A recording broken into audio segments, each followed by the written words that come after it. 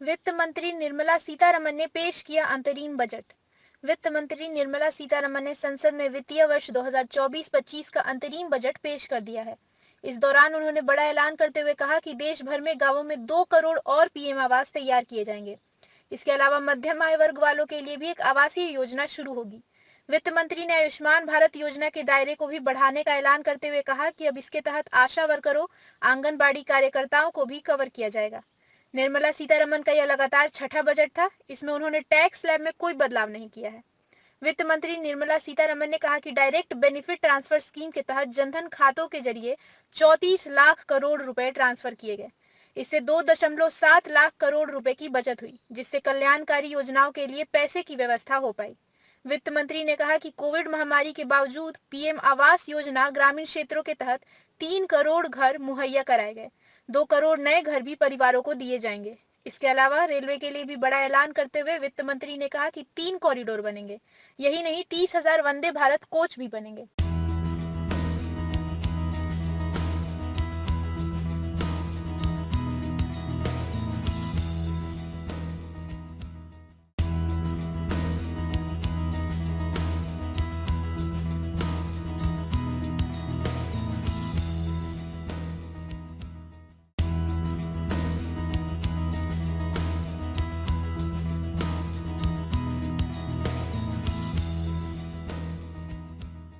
Budget भाषण में वित्त मंत्री निर्मला सीतारमण ने रूफटॉप सोलर स्कीम का भी ऐलान किया। उन्होंने कहा कि इस स्कीम के तहत 1 करोड़ मकानों को हर महीने 300 यूनिट बिजली फ्री मिलेगी, जिससे सालाना 15,000 से 18,000 रुपए की घरेलू बचत होगी। पीएम सूर्योदय योजना के तहत इसका फायदा लोगों को मिलेगा। पीएम नरेंद्र मोदी ने 22 जनवरी को इस बारे में मीटिंग भी की थी, जिसके बाद स्कीम का ऐलान हुआ था। वित्त मंत्री ने कहा कि सरकार मौजूदा अस्पताल बुनियादी ढांचे का इस्तेमाल करके और अधिक मेडिकल कॉलेज स्थापित करेगी। उन्होंने कहा कि पूर्वी क्षेत्र और वहां के लोगों के विकास पर सबसे ज्यादा ध्यान दिया जाएगा। इस बार बजट में कुछ भी सस्ता या महंगा नहीं हुआ है। ऐसा इसलिए क्योंकि 2017 में लागू किए गए जीएसटी के बाद से बजट में केवल कस्टम ड्यूटी, एक्साइज ड्यूटी को बढ़ाया या घटाया जाता है, जिसका असर गिनी चुनी चीजों पर पड़ता है।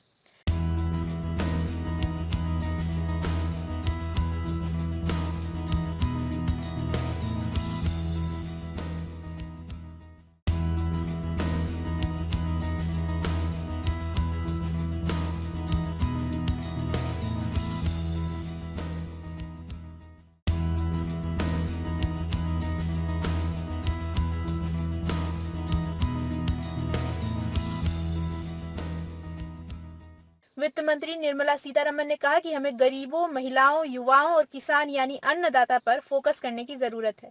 उनकी आकांक्षा और उनका कल्याण हमारी सबसे बड़ी प्राथमिकता है। इन सभी चारों को सरकार का समर्थन मिलेगा। उनके सशक्तिकरण से देश आगे बढ़ेगा। स्किल इंडिया मिशन के तहत 1.4 करोड़ युवाओं को ट्रेंड और 54 लाख लोगों को दोबारा से सिखाया गया। 3,000 नई आईटीआई बनाई गई। उच्च शिक्षा के लिए 7 आईआईटी, 16 आईआईटी, 7 आईआईएम, 15 एम्स और 390 यूनिवर्सिटी स्थापित की। सरकार ने 25 करोड़ लोगों को गरीबी से बाहर निकाला है। गरीब कल्याण योजना में 34 लाख करोड़ रुपए खातों में भेजे गए हैं। करीब 1 करोड़ महिलाएं लखपति दीदी बनी हैं और अब 3 करोड़ लखपति दीदी बनाने का लक्ष्य है। अन्नदाता किसानों के लिए पीएम किसान योजना से 11.8 करोड़ लोगों को आर्थिक मदद मिली है। ये बजट विकसित भारत के 4 स्तंभ युवा, गरीब, महिला और किसान सभी को एम्पावर करेगा। निर्मला जी का ये बजट देश के भविष्य के निर्माण का बजट है।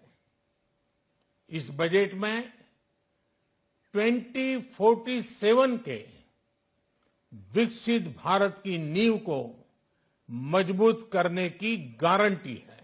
टोबैको टुडे के लिए दिल्ली से एग्जीक्यूटिव एडिटर रितेश ठक्कर की रिपोर्ट।